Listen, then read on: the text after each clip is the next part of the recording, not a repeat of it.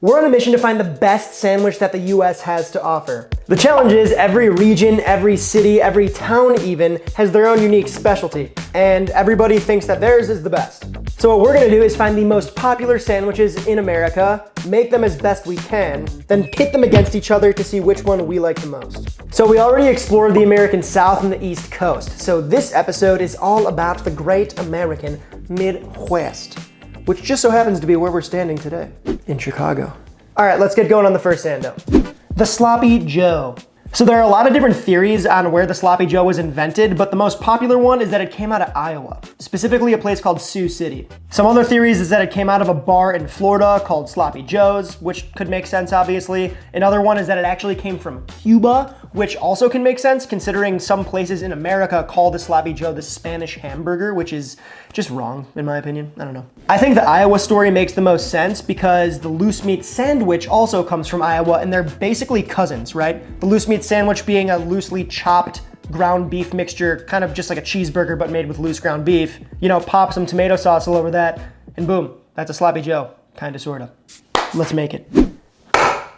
You can't really talk about Sloppy Joes without talking about this stuff, man-which. If you grew up in the 70s, 80s, you know, you've probably seen the commercials, even the 90s. I think I kind of remember one of these. They're pretty weird. Sounds great. So what are you craving right now? Manwich. That's what? It's essentially just a sauce that you pour over ground beef to make your Sloppy Joe. So what we're gonna do is we're gonna make our own homemade gourmet version of it. Yeah, so this is Midwest. Yeah, this is different. Yeah, oh. ConAgra Brands, Chicago, Illinois. I didn't know that manwich was from here. The more you know. What do we got here? So it's very thick. You can see a little bit of red bell pepper in there. It's a little pepper maybe. It kind of tastes like a mixture between cocktail sauce and ketchup with a little bit of vegetation in there. Yeah, I think we could make our version of this and we can make it really, really nice. So let's do it. Here we got some nice ground short rib and chuck. We're gonna press these into ugly patties and start browning them. I like to flatten my beef like this to give it more surface area so that gets, you know, it gives basically more beef to become crusty to the pan. It gives beef, if you know what I mean. It's giving beef. Now we must season the beef, a little bit of salt, a little bit of pepper.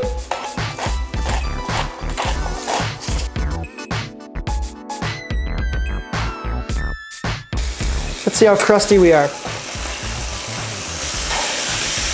Moderate crust. There you go, that's a good one. So that's about what we're going for here.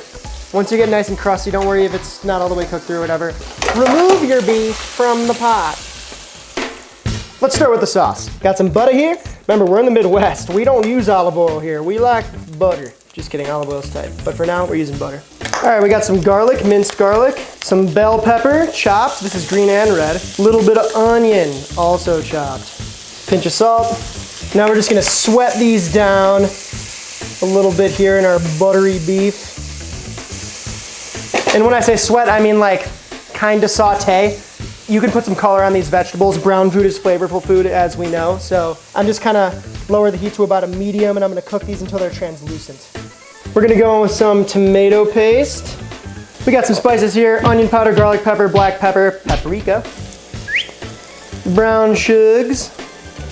Now we're just gonna mix this all around, start toasting those spices a little bit, get that tomato paste worked into the veg. Oh yeah, oh yeah. I'm just gonna take some water and deglaze this a tiny bit, get those crusties off the bottom.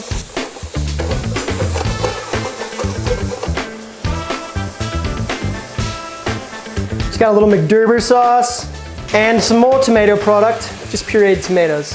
This is the body of the sauce pretty much. Pinch of salt. Now we're gonna give it a mixy.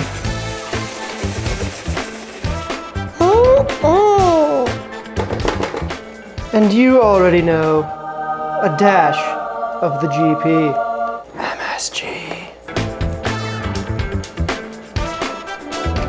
Simmer that off for 5, maybe 10 minutes. It doesn't need a lot of time. Just giving this a nice little pre-chop. You know, as an adult, this looks pretty good, but as a kid, man, I remember my stepmom like made me and my brother like eat Sloppy Joes for dinner, and we both didn't want them. I was probably like 5, and I just remember crying at the table for like hours, and I couldn't leave the table until I was done eating my sloppy Joe, and like from that day on, I beefed with sloppy Joe, pun intended.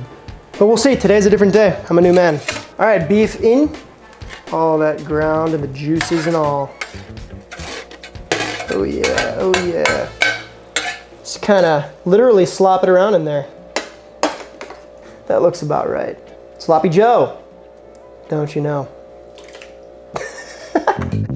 The pork tenderloin sandwich. It's as ambiguous as it sounds. It's just a sandwich made with a really well-fried, delicious, crispy, sometimes massive pork tenderloin cutlet. So this is very popular in both Iowa and Indiana, but I think a little more so in Indiana, which makes sense because both of those states have huge hog production industries. In addition to the fact that lots of German and other Central European people moved from those spaces to the United States back in the day and brought with them, of course, their food traditions. So this is sort of kind of like an American schnitzel. Let us make it, shall we? Every pork tenderloin sandwich needs pork tenderloin. This is buttermilk that I seasoned with just salt and pepper and some egg. So I'm gonna take it out of the marinade. It's been in there for about 24 hours. We're just gonna pat it dry a bit before we cut into it. Marvelous. All right, pork tenderloin here. You can see on this side. See that? Look right there, see that? So you can cut these into pieces here, maybe like a Mondo portion, maybe like 1.5 inches, 2 inches. So we kind of get one of these here. And a fun little trick that you can kind of do to make these flatter, easier, is just kind of butterfly them, right? So I'm going to cut almost to the bottom, not quite. Split it open, and you are halfway to a wonderful flat cutlet. Okay, so pork tenderloins are sold in mom and pop restaurants all over Indiana, all over Iowa, and they all kind of brag about having the largest pork tenderloin, right? I made a video on this and we bashed one out to about like this big. It was wild. We're gonna bash this out to like a medium, more like sort of, I guess, regular sandwich sized portion today. This is both flattening and tenderizing it. Sweet sound of pork smashing. Beautiful. All right, we got some seasoned flour, beaten egg, and breadcrumbs that I seasoned as well. So we're just gonna remember, season everything. A little bit of salt on both sides, into the flour, shake it up, into the eggy, and into the crumbage. So if you were making a schnitzel, there's a couple extra steps you would make, but this isn't quite a schnitzel. This is just a breaded, good old Americano pork cutlet.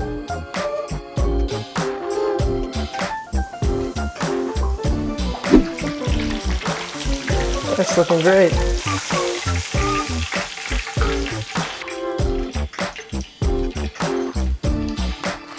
Oh yeah, that is crisp. Okay, pork done, on to the next one. The Horseshoe Sandwich. This one's by far the weirdest sandwich we're gonna make today. So this deconstructed situation came out of Central Illinois, specifically Springfield, Illinois, where a chef named Joe Schwecka, I don't know, the head chef at a spot called the Leland Hotel, brought it into this world. So sometime in the 1920s, this guy popped a bunch of toast down with a bunch of other ingredients, kept it open-faced, and now we have something that is extremely popular in this part of the country and the people can't get enough. Let's make it. Okay, so the Horseshoe needs French fries, and when I was doing my research, I found that a lot of places serve them with these crinkle cut fries, so that's what we're gonna make. All right, let's fry it. Let's go fishing. Oh yeah, look at those G-boys, those golden beauties.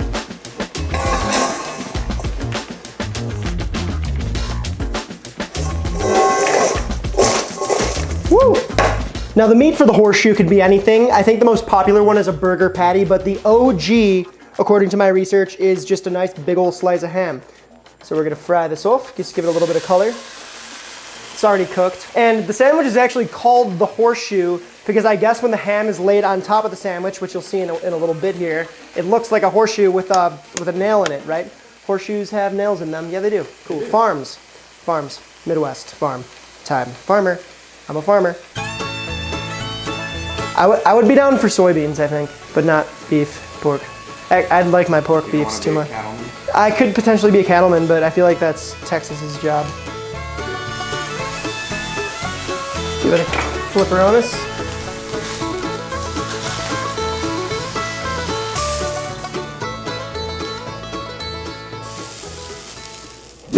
We have a wonderful loaf of white bread. I'm just gonna slice off some nice thick pieces. You're gonna need 2 of them. That looks nice. Look at that. in that ham fat. Toast them off. All right, that's nice. The final component for this sandwich is a good cheddar cheese sauce. Now we're gonna do something a little special today here. Here I have some sodium citrate. Yeah, just a little sour, a little salty, but this stuff is going to emulsify our cheese perfectly to make it into a very, very pourable, delicious sauce. Oh my God. Oh, don't eat that straight up, not good. All right, a little bit of H2O goes in, and we're just gonna dissolve in our sodium citrate, which is 3% by weight of the cheese. The water was not measured. I just add a little bit of water. If you want a more liquidy sauce, add more water. Less liquidy sauce, add more cheese. I'm using about that much. So the sodium citrate's dissolved into the water. We're just gonna add our cheese. I'm gonna add like half of it. Stir, stir, stir. All right, now we could add the rest. Perfect lesson here. This to me looks good, but I would like it a little more liquidy, a little more pourable. So I'm just gonna add a little bit of water, keep stirring until I get the consistency I'm looking for.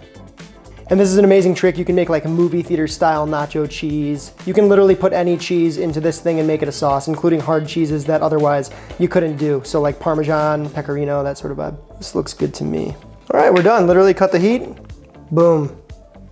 Cheddar cheese sauce. On to the next. The Reuben sandwich, or just the Reuben. This Jewish deli classic actually hails from, of all places, Nebraska. Not New York, Nebraska.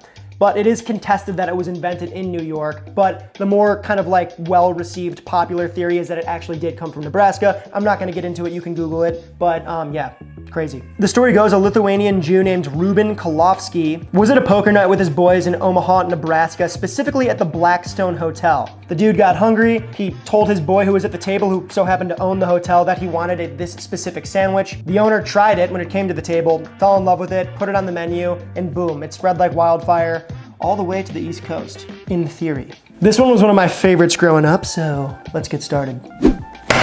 Corned beef. Every Reuben starts with this right here, corned beef. It's beef briskets that has been cured, right? Comes from the chest of the animal. Classically, it's made with corned beef. If you get it with turkey, it's not called a Reuben, it's called a Rachel. You know, I won't get into the lingo, but basically what we're gonna do now is slice it to order. This is from these guys over at Manny's here. They do a fantastic job. Shout out Dan, thanks for the corned beef. Look at that pink beauty. Come on. And this is of course already cooked. So how are we gonna do this? I'm just gonna slice it, I think, right down the center here with this knife that's way too small. This little paring knife from the brisket. Make it easier to slice in our trusty machine. Look at that. That's gorge.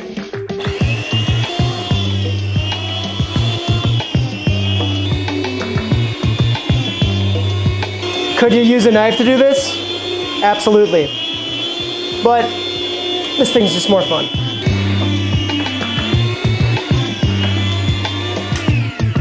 Look at that beautiful pink corned beef ready for a Reuben. Now at Manny's Deli, they slice the stuff much thinner, but at Katz's they do it by hand and it's about this thick, more or less.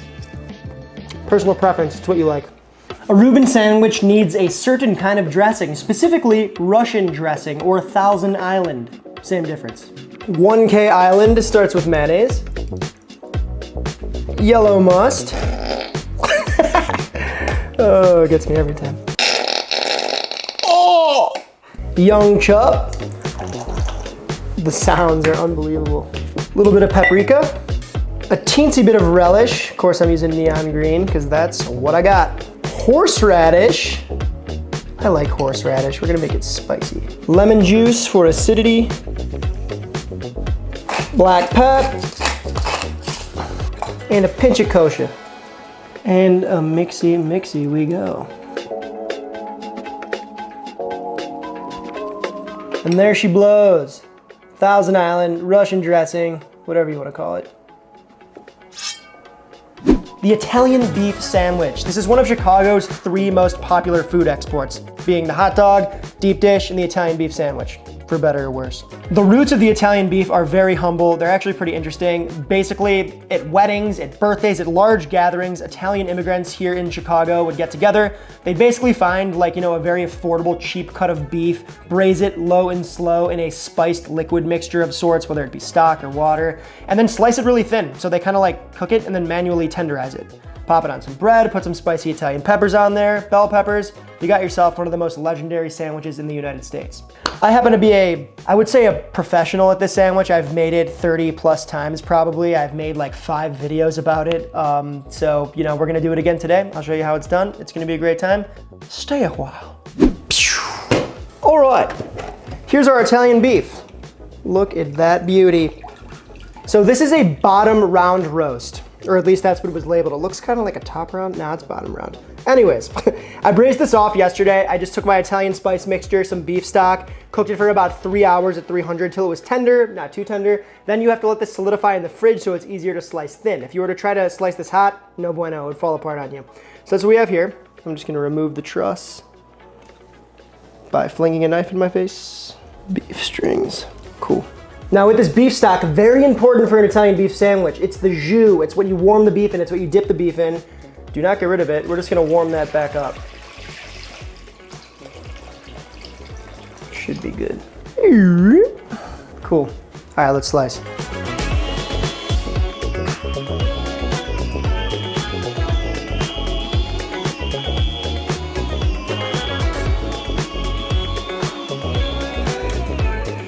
All right, we got our Italian beef here. And you can see it's kind of dry, right? Now, top round and bottom round are both lean cuts of beef. So it's important that you really soak it in that sauce, and that sauce has a lot of fat on it, which it does. So these are gonna go take a bath. A fistful of beef right in the jus.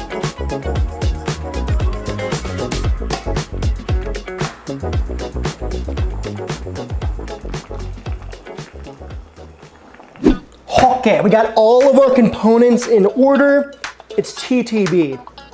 Time to build. The sloppy joe is quite simple. It starts with a toasted potato bun, or any burger bun really, and the slop. Trying to be as unsloppy as possible with our sloppy joe here. And that's it, our toasted top bun. Surprisingly staying together for being such a slopper.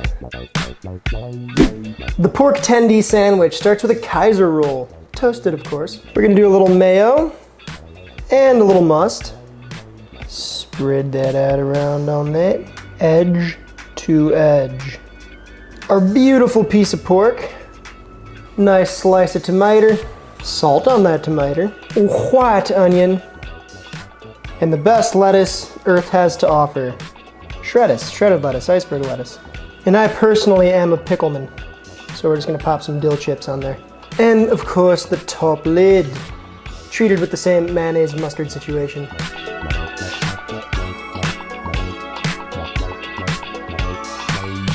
The horseshoe sandwich is actually on a plate.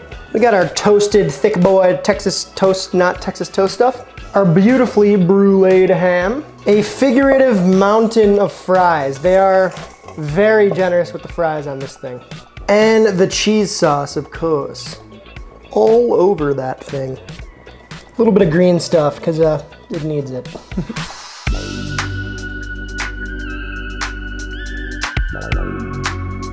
All right, the Reuben starts with marbled rye. We're gonna pop some Swiss cheese on both sides, and we gotta toast it. All right, so I want the bread crispy and the cheese melted. So we have a little oil in the pan, cheese on top. We're just gonna steam it a little bit. Woo! We're gonna do some of that Thousand Isles. Kraut, no doubt. I like it a little sloppy. I'm gonna do a tiny more sauce, just kind of sneak some on in there. And finally, our corned beef. The Reuben. Italian beef needs a French roll. And of course, a lot of beef. A lot of beef here. Next up are our hot peppers, AKA Giardinera, and the sweets, AKA just roasted bell pepper. Got some red, got some green. Now we just close her up, and that's how you'd eat it. Well, not quite. I'll show you more in a second. The time is upon us. All the work is done. All we gotta do now is eat these. And then of course decide which one our favorite is. All right, so if you can't already tell by now, I'm gonna start with this guy and kind of clear the landing area here. We're starting with the horseshoe, Springfield's finest, baby. Look at this thing, cheese is Jeez is Christ. Jesus Christ. Jesus Christ, actually. Got it. How did you miss that one? I got it though at the end. You got it. All right. Cool. So this is tough. This is a sandwich, huh? All right. Well, I think I'm gonna go for the edge here. We're gonna cut that right through the toast, get a little ham, cheese, fry, a balanced bite. You know what I mean? I'm gonna try to even cut that even more, which is.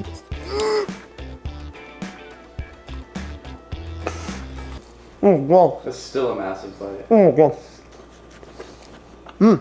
Give me 5. Oh, yum, yum. Honestly, it's basically like a massive ham and cheese sandwich, pretty much. I mean, you got the huge ham steak, all that cheese, the fries. It's a big hunking mass on a plate. Cool, definitely different. Next up, let's go tendy. This thing's looking nice. I'm excited about this one. Kaiser roll, fresh veg, mustard, mayo, fried pork. I mean, how could this be bad, right? It's very pleasant to eat. That buttermilk did its job. Anything that has shredded lettuce, tomato, onion, mayonnaise on it reminds me of a burger. I know it doesn't taste like beef, but it's very burger adjacent. The bread is nice. I like the wide Kaiser roll. Yeah, the pickles. I mean, it's a good sandwich. Straight up, like it. Sloppy Joe, the slop bomb here. Our homemade manwich sauce. Let's get a color check on that, huh? That's damn near the same. Maybe ours is a little darker. All in all though, I mean, it's a manwich for a boy. Oh yeah, I'm surprised that's the only piece of slop. But, yeah, there you go. Okay, oh, put it down. Sloppy Joe. Every lunch lady in America is watching this right now. Just so excited because we're representing the Floppy Joe. We're representing these people. They do good work. Sloppy Joe, it's interesting. Got a history with it. It's an interesting one. All right, down the line. The Reuben, dude. I am very excited about this one. Look at that. That bread is nice. I kind of want to see a cross section on it. It comes cut usually. So let's treat it with some respect here. Do my best to slice the thing down the middle. Ooh, yeah. That looks like a Reuben to me. All right. So growing up, I mean, no kid is into sauerkraut. I didn't like Swiss cheese. I preferred pastrami over corned beef. And honestly, I didn't even like Thousand Island dressing. But then I took a bite of a Reuben sandwich and that flipped my worldview because when they're paired together like this, especially with that crispy marbled rye, it's powerful. It's moving. It makes me want to write poetry about it and I can't even read. All right, cool, the Reuben. Okay, I actually need to clear the board for this because we're gonna treat the Italian beef with the respect it deserves and serve it how I would get it from the spot. A few different ways you can order an Italian beef. We prefer it wet. So, when you say wet, first off, this thing's loaded up. It's got the sweet and the hot peppers, the Giardinera and the bell peppers, right? Italian beef, just the beef, and of course our French bun. This bun needs to be sturdy enough to hold up to what we're about to do. So when you get it dipped, right, they literally take the cooking liquid that it was made in, right? Dip it like that, oh so lightly, pop it in the foil parchment, and then they wrap it in. And what you're doing is creating steam. So we have that, then the foil. And so you literally have this otherwise kind of hearty, almost like tough to eat when it's dry bread that's dipped, soaked oh so gently, and it's steaming in this. So when you take a bite out of it, it's soft and supple. All right, let's slice this thing in half to get a cross section. Yeah. See, not too wet, just softened. From here, you'd get a little extra side of the jus, right? The gravy as they call it here, which is pretty funny. And we're gonna unwrap our beast, our beefy beast. Look at that. Soft, warm. I say soggy, and I mean it with love. It's not quite soggy because you can see it's still like that, but what I would do is I would take that gravy, that jus, dip it like that, and saugatron it.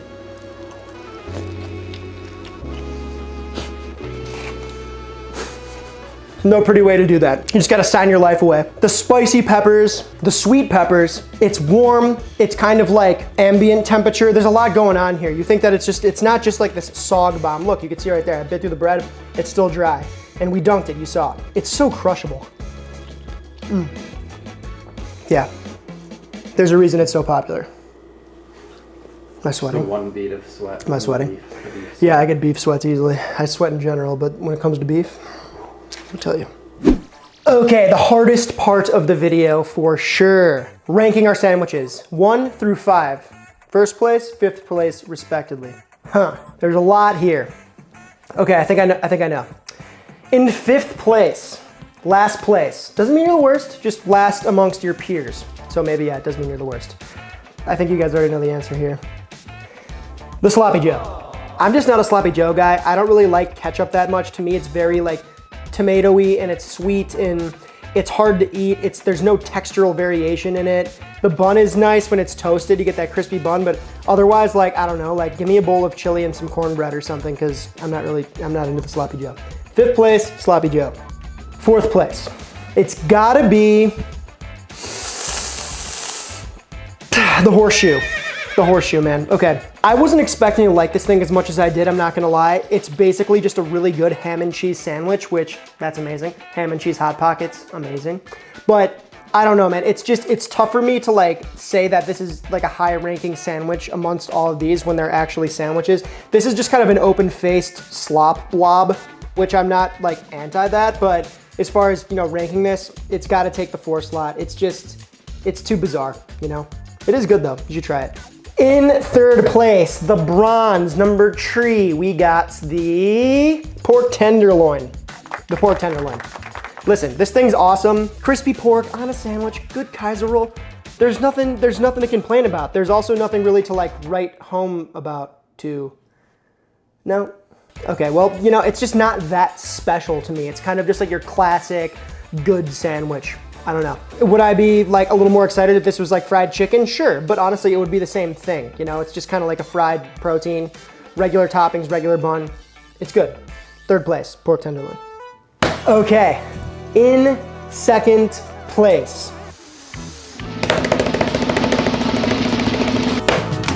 The Reuben.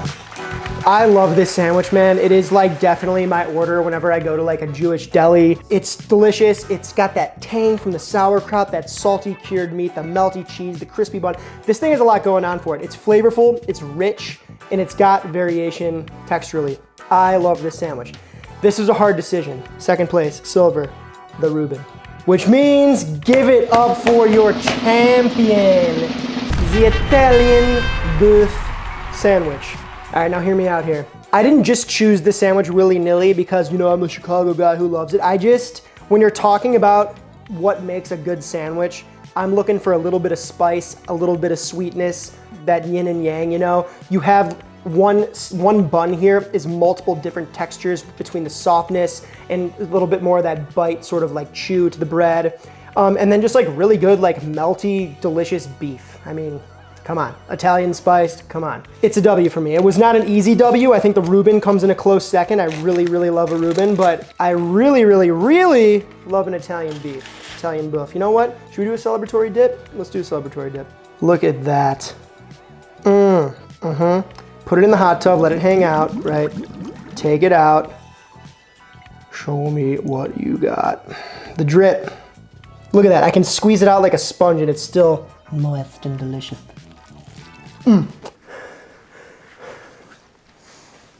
If the sandwich doesn't make you sweat, it's not taking gold. Write that down. Midwest sandwiches, that's a wrap. The winner, the Chicago Italian beef. Remember, I'm just one below, so let me know which sandwich you dig the most in the comments below. Next episode, we are going to check out the Western United States, the Great West, the last frontier.